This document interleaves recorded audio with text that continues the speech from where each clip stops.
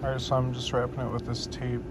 I cut it a little bit thinner in order to get this width going on. I just wrapped it a bunch of times. This all still spins, and I'm shooting for this shape. I'm probably not going to actually use this anymore. I'm just going to make it out of fiberglass. I'll use this as a reference for sculpting it.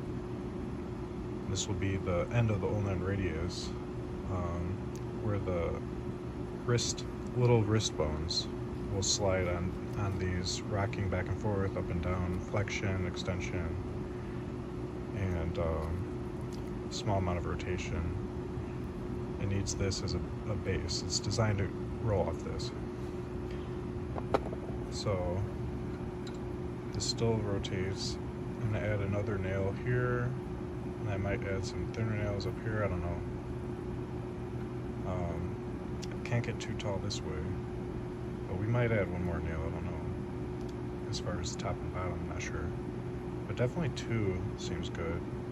And then we'll just add a ton of width like this, but try not to go any more in height. I'm pretty happy with that height.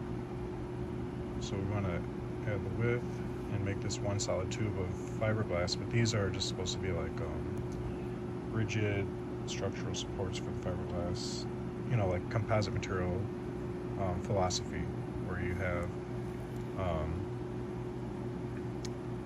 like rebar and concrete, same thing. These will add nice rigidity as we continue to build this out. You can see it's a lot quieter now.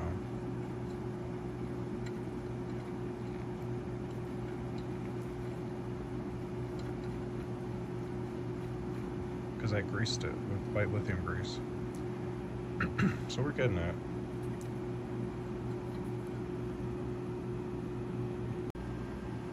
Alright, so now we got 2 nails in place.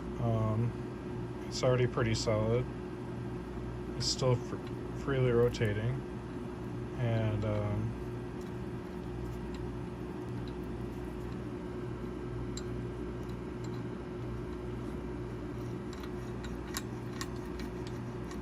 little bit squeaky.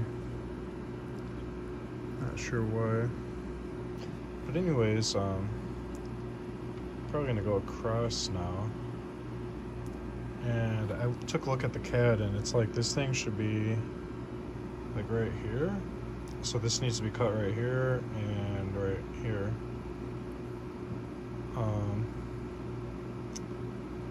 I also thought I might just cut this thing off like right here along this line and just put the top cap onto here and remove all the rest of this back part. Just keep that front surface stock from the 3D print, because that'll be hard to replicate by hand perfectly.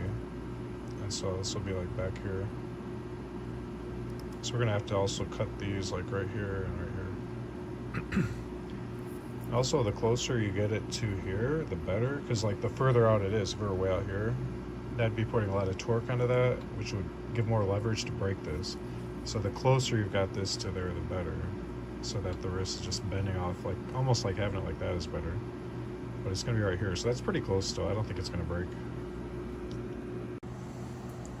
All right, so turns out right here, this is where it's supposed to rotate, right here.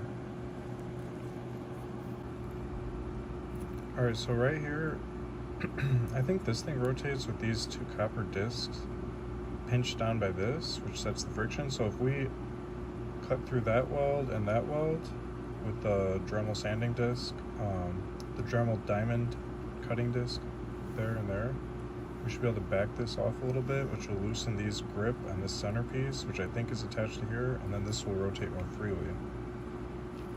Now this is where we want the rotation to be, not the wrist. I ended up just solidifying the wrist and just sculpting it right onto here using, I use this as reference. I got as close as I could so far. Basically, I just used steel epoxy adhesive from Temu.com. I use a bunch of fiberglass cloth, mix the adhesive right here, and then I use a bunch of 401 glue.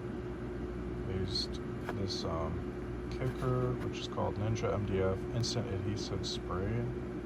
It's an accelerant for cyclopyrrolate glues, like super glues. Here's a little bit more 401 glue, that's what it looks like. And here I did something cool. I used this 3D printer ABS filament, and I was just like, I would put pieces on here. Like I would stick it on there, and then I would glue it with super glue. And then I would glue another piece, and then I'd glue another piece, another piece. So I was like building it up kind of like that. Kind of like 3D printing, but by hand, the slow way. So anyways, yeah, this is the back. You can see it's a pretty close match. I didn't want to just try to wrap this on. I wanted it to be pretty solid. So it's got like a couple nails here, one nail here, and then it's wrapped tightly around here. It's mostly solid.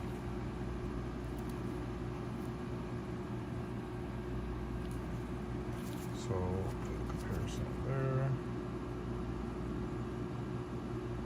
See, it's pretty close. I think that will suffice.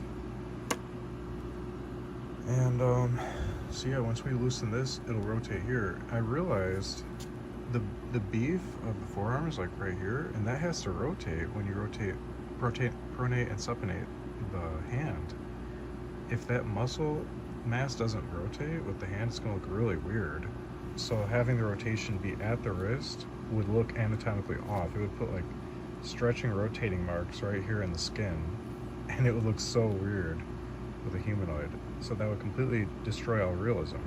So I realized you cannot have it rotate at the wrist. It has to rotate right here, which is how it was designed in the first place. But I was, I don't know, just so many rotates. I mean, so many rotations of robots always happen like right about here. And I just thought I would go with that approach because I've seen it before, but it's actually very flawed. In a humanoid that's got silicone skin, it cannot rotate here. All the motors are designed to be the shape of the forearm. Like, look at my forearm. Look at, you see this muscle mass like right here in the middle? You see how that bulge turns? Let me see if you can see it this angle. You need all that movement in the upper arm when the hand rotates. You can't just not have that. Imagine if everything was still right here. But just, you see this turning and a wrinkle right here. Like where my glove is, it just turns. It would look, the edge of the glove, that would look ridiculous. So I realized I was like totally doing the wrong thing to try to make it rotate right here. So I'm just gonna fix this to loosen it, and then it'll rotate just fine right here.